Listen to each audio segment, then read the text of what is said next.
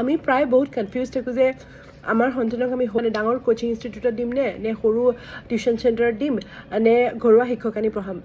actually ডাঙৰ যিবোৰ coaching institute তাতে যিসকল মানে শিক্ষক শিক্ষয়িত্ৰী পঢ়ায় তেওঁলোকৰ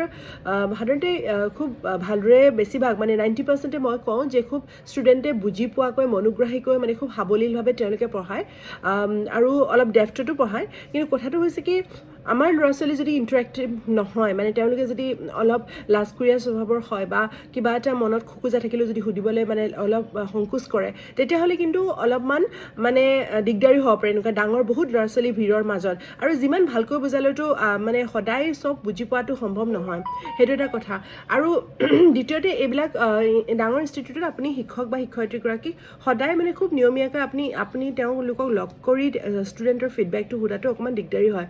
অন্যহাতেদি সৰু কোচিং ইনষ্টিটিউটবোৰত যিবোৰ এজন বা দুজন শিক্ষক মানে শিক্ষয়িত্ৰীলৈ পঢ়ায় তেওঁলোকৰ বহুত বছৰৰ ধৰক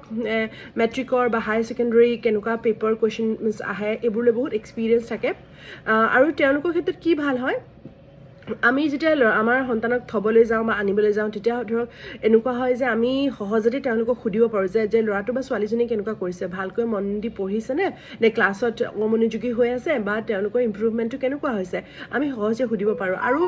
যিহেতু বহুত ল'ৰা ছোৱালী এইবোৰ ইনষ্টিটিউটত থাকে ধৰক 25-20-25-30টা 35টা ষ্টুডেণ্ট থাকিব পাৰে গতিকে তাতে খুব সঘনে ধৰক কেতিয়াবা এক্সাম পাতি থাকে সৰু সৰু কোচিং চেণ্টাৰবোৰত আৰু এনেকুৱা ধৰণৰ এক্সামবোৰত এপিয়াৰ হ'লে আমাৰ ল'ৰা ছোৱালী কি ভাল হয় তেওঁলোকে ধৰক বহুতকেইটা ল'ৰা ছোৱালীৰ লগত বেলেগ বেলেগ স্কুলৰ পৰা বহুত ল'ৰা ছোৱালী আহি তাতে পঢ়েহি গতিকে এই সকলোবিলাক বেলেগ বেলেগ স্কুলৰ ল'ৰা ছোৱালীৰ লগত যেতিয়া কম্পিট কৰে কুৱেশ্যন পেপাৰখন দিওঁতে এটাটো হয় ৰিভিজন হৈ যায় পৰীক্ষালৈ ৰখি নাথাকি মানে স্কুলৰ পৰীক্ষালৈ ৰখি নাথাকি এই সৰু সৰু এক্সামিনেশ্যনবোৰত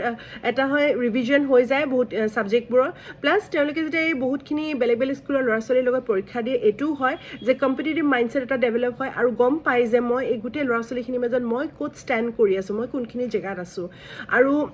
অন্যহাতেদি আৰু এটা কথা যদি আমি ভাবোঁ যে আমাৰ ল'ৰা ছোৱালী অলপ বেছি ডাঙৰ গ্ৰুপত মানে বুজিবলৈ তেওঁলোকে টান পায় বা সুধিবলৈ টান পায় বা সংকোচবোধ কৰে তেতিয়াহ'লে ঘৰলৈ আমি ঘৰুৱা শিক্ষক আনি পঢ়াব পাৰোঁ কিন্তু ঘৰুৱা শিক্ষক আনি পঢ়োৱাটো অকণমান এক্সপেঞ্চিভ হৈ যায় আৰু দ্বিতীয় কথাটো হৈছে ঘৰুৱা শিক্ষকৰ ক্ষেত্ৰত আজিকালি বহুত মানে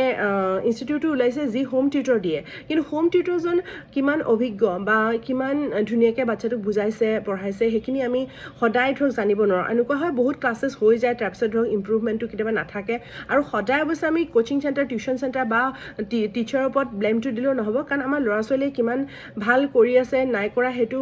সেই ল'ৰা সন্তানে কিমান পঢ়িছে নাই পঢ়া ঘৰুৱাভাৱে সেইটোৰ ওপৰতো বহুতখিনি কথা ডিপেণ্ড কৰে